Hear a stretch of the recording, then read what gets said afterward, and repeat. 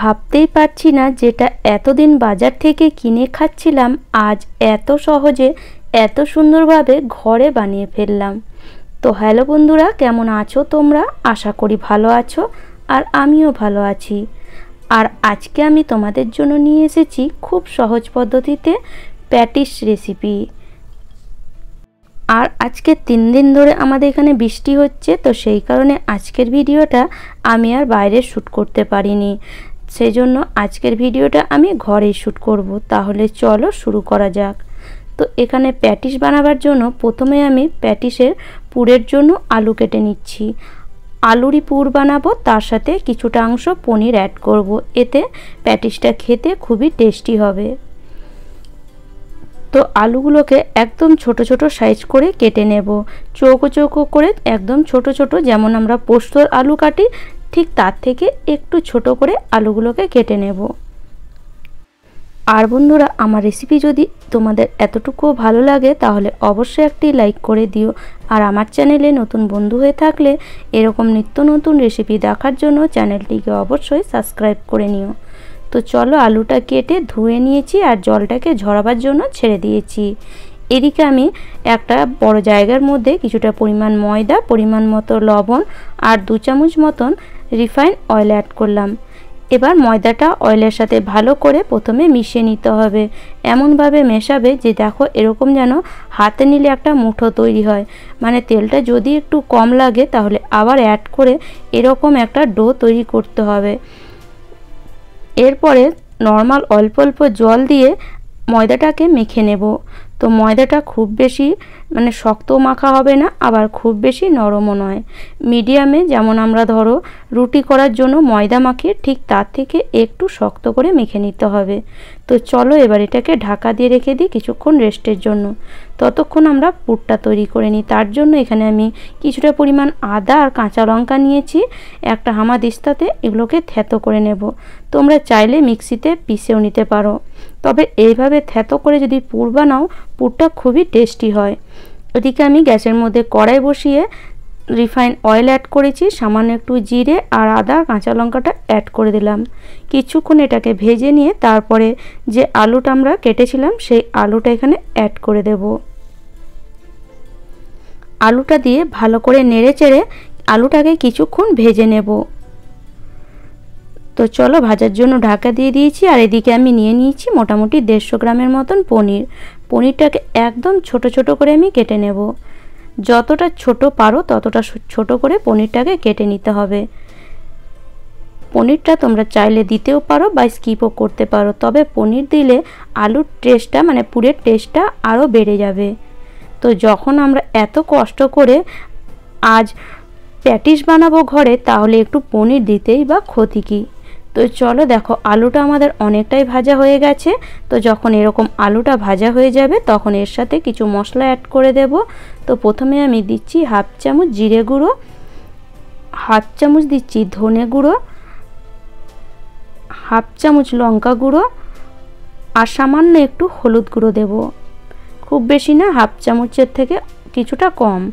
এবার দিয়ে দিচ্ছি পরিমাণ মতো লবণ। এসব জিনিসগুলোকে দিয়ে ভালো করে আলুর সাথে মিশিয়ে নেব। আজকের প্যাটিসটা আমি একদমই নিরামিষ বানাচ্ছি। তোমরা যদি পেঁয়াজ রসুন খেতে চাও তাহলে অবশ্যই এখানে অ্যাড করে দিতে পারো। তো সামান্য একটু জল দিয়ে আলুটাকে সেদ্ধ করার জন্য ঢাকা দিয়ে দেব। গ্যাসের ফ্লেমটা লোতে রেখেছি। কিছুক্ষণ পর, মোটামুটি 2 মিনিট পর আবার আমি চেক করে নিচ্ছি। আলুটা দেখো অনেকটাই সেদ্ধ হয়ে গেছে, তবে আরও একটু সেদ্ধ হতে বাকি আছে। তো এইভাবে খুন্তি দিয়ে একটু ম্যাশ করে দিলে আলুটা মাখা মাখা হবে, পুরটাও খেতে টেস্টি হবে। এবার আমি এর মধ্যে অ্যাড করে দেব 1 চামচ কাশ্মীরি লঙ্কা গুঁড়ো। এটা একদমই অপশনাল, তোমরা যদি চাও দিতে পারো বা স্কিপও করতে পারো। সামান্য একটু গরম মশলা অ্যাড করে দিচ্ছি, মোটামুটি 1/2 চামচের মতন। এবার সব জিনিসগুলোকে ভালো করে মিশিয়ে নিয়ে আবার কিছুক্ষণ ঢাকা দিয়ে দেব, যাতে আলুটা ভালো মতন সেদ্ধ হয়ে যায়। তো মোটামুটি 2 মিনিটের মতন আবার ঢাকা দিয়ে দিয়েছিলাম। এবার 2 মিনিট পর দেখো আলুটা অনেকটাই সেদ্ধ হয়ে গেছে, পুরোপুরি সেদ্ধ হয়ে গেছে। আর এভাবে আমি খুন্তি দিয়ে একটু ভেঙে দিয়েছি, মাখা মাখা হয়ে গেছে। ওপর থেকে একটু চাট মশলা আর একটু ধনেপাতা অ্যাড করে দিলাম। তো দেখো আলুর মশলাটা আমাদের একদম রেডি। তো আমি কিছুটা এখানে বের করে নিচ্ছি, যেহেতু আমার শাশুড়ি মা খান না সেই জন্য বের করে নিলাম। এবার আমি এখানে পনিরটা অ্যাড করে দেব। তোমরা আগেও পনিরটা অ্যাড করে দিতে পারো। এবার পনিরটা ভালো করে আলুর সাথে মিশিয়ে নেব।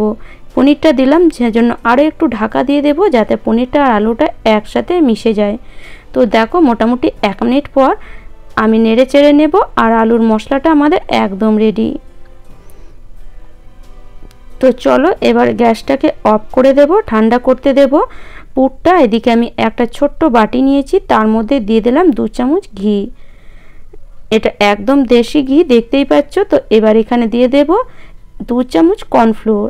কর্নফ্লোর দিয়ে ঘি আর কর্নফ্লোরটাকে একসাথে মিশিয়ে নেব, আর এরকম একটা ব্যাটার তৈরি হবে একদম ক্রিমের মতন। দেখতেই পাচ্ছ, দেখো কত সুন্দর লাগছে দেখতে, পুরো এরকম ক্রিমের মতন হবে।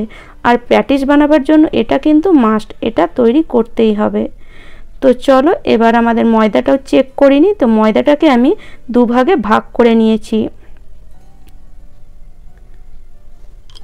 কিছুক্ষণ ময়দাটাকে মেখে তারপরে আমি একটা ছুরির সাহায্যে এইভাবে ময়দাটাকে কেটে নেব। তোমরা হাত দিয়েও লেচি তৈরি করে নিতে পারো, তবে কেটে নিলে একটু সুবিধা হয়। তো এবার এই লেচিগুলোকে হাত দিয়ে এইভাবে, যেমন আমরা রুটি করার জন্য গোল গোল করে নিই, ঠিক সেইভাবে গোল গোল করে নেব। তো এখানে আমি 14টা আমার লেচি হয়েছে। তো 14টা লেচিকেই এবার বেলতে হবে।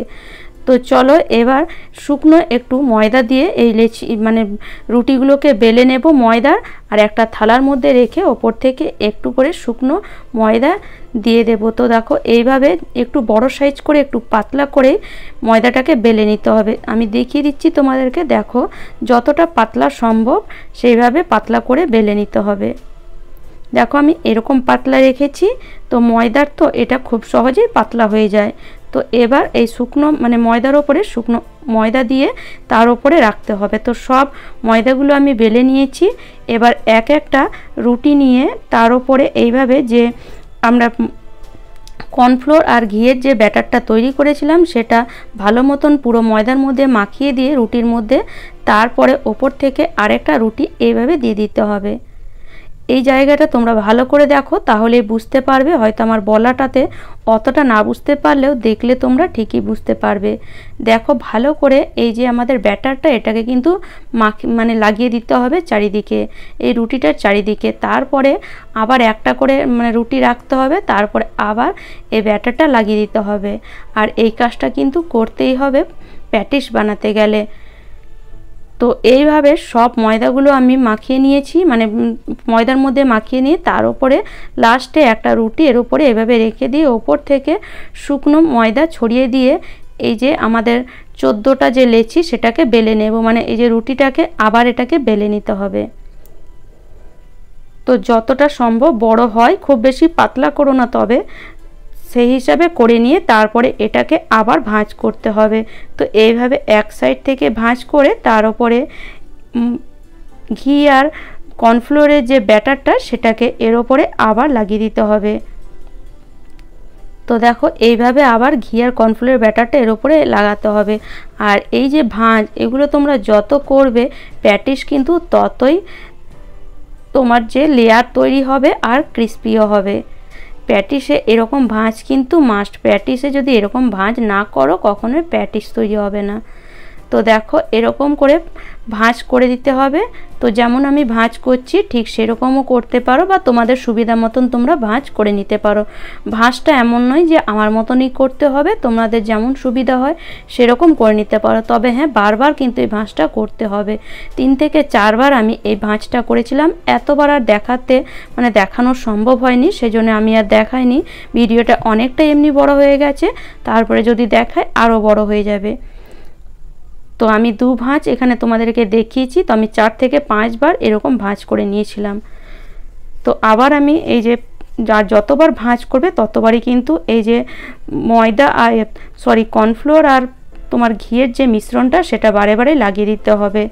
তো এইভাবে আমি দেখো এখানে 2 থেকে 3 বার ভাঁজ করেছি। এই ভাঁজ তোমাদেরকে দেখিয়ে দিয়েছি। এইভাবে আমি লম্বা করেও একবার ভাঁজ করেছিলাম। আর এর উপরে এই যে মিশ্রণটা এটা লাগিয়ে দিয়ে আবার এটাকে এইভাবে ফোল্ড করে নিচ্ছি। আর প্যাটিস দেখবে এইভাবে মানে যখন বানাবে দেখবে নিজের মধ্যে একটা মানে আলাদা রাখবে যে নতুনত্ব কিছু বানাচ্ছি। এই জিনিস তো আমরা বাইরে থেকে প্রায় কিনে খাই, কিন্তু ঘরে যখন বানাবো তার আনন্দই একটা আলাদা, সেটা যেমনই তৈরি হোক।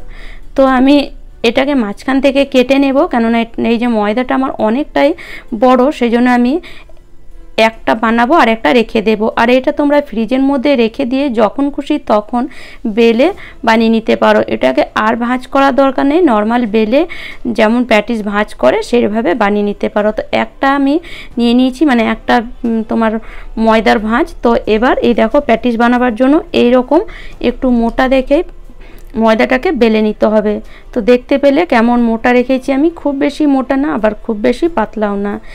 এবার প্যাটিস বানাবার জন্য আমি চারদিকটা চকো শেপ দিয়ে কেটে নেব। তো দু সাইডটা এইভাবে কেটে নিয়ে বাদ দিয়ে দিলাম।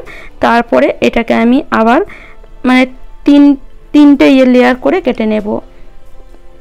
অত হয়তো বলে আমি বোঝাতেও পারছি না তোমাদেরকে, মানে এইভাবে দেখো, ভালো করে তোমরা দেখলেই বুঝতে পারবে, এইভাবে কেটে নিতে হবে। তো ওপরে দু সাইডটা সমান করার জন্য কেটে নিলাম, আর এই যে মাঝখানটা এটা দিয়ে প্যাটিস তৈরি হবে। দেখো এইভাবে 4 কোণ করে কেটে নিতে হবে। তো এখানে 9 পিস প্যাটিস তৈরি হয়েছিল।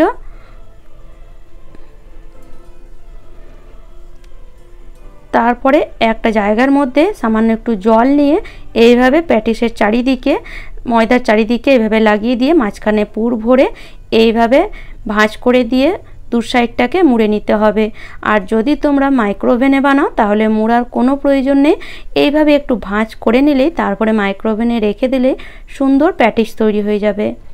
তো আর যদি তেলে ভাজো আমার মতন, তাহলে অবশ্যই এইভাবে ভালো করে কিন্তু মুড়ে নিতে হবে, ভালো করে জল দিয়ে আর ভালো করে মুড়ে নিতে হবে।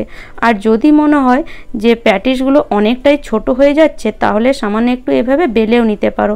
তো আমার মনে হলো একটু ছোট হয়ে যাচ্ছে, সেজন্য আমি একটু বেলে নিলাম। পুরটা অনেকটাই কম যাচ্ছিল, সেজন্য আমি একটু বেলে নিলাম। আর চারিদিকে এইভাবে জল লাগিয়ে তারপরে মাঝখানে পুরটা রেখে এই যে এইভাবে ভাঁজ করে দিতে হবে।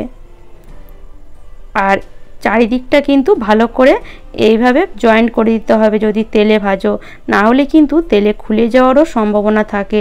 না ভাঁজ করলে অবশ্যই কিন্তু তেলে খুলে যাবে, সেজন্য তোমরা যদি তেলে ভাজো তাহলে অবশ্যই ভাঁজটা তোমার জয়েন্টটা ভালো করে নিও।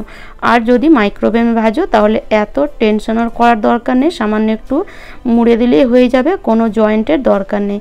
তো দেখো সব প্যাটিসগুলো আমি বানিয়ে নিয়েছি, আর এটা বানিয়েছি আমার শাশুমার জন্য, তবে এটা পরে তেলে খুলেই গেছিলো। তো চলো এবার তেলটাকে মিডিয়ামে গরম করতে হবে, খুব বেশি গরম না আবার খুব বেশি ঠান্ডাও না, মিডিয়ামে গরম করে এবার আমি এক এক করে প্যাটিসগুলোকে ছেড়ে দিলাম। তো এখানে আমি সব প্যাটিস একসাথে ছেড়ে দিয়েছি, এটাই আমি একটা ভুল করেছি। তোমরা কিন্তু একসাথে সব প্যাটিস ছেড়ো না, যতটা তেল সেই হিসাবে প্যাটিস ছেড়ো।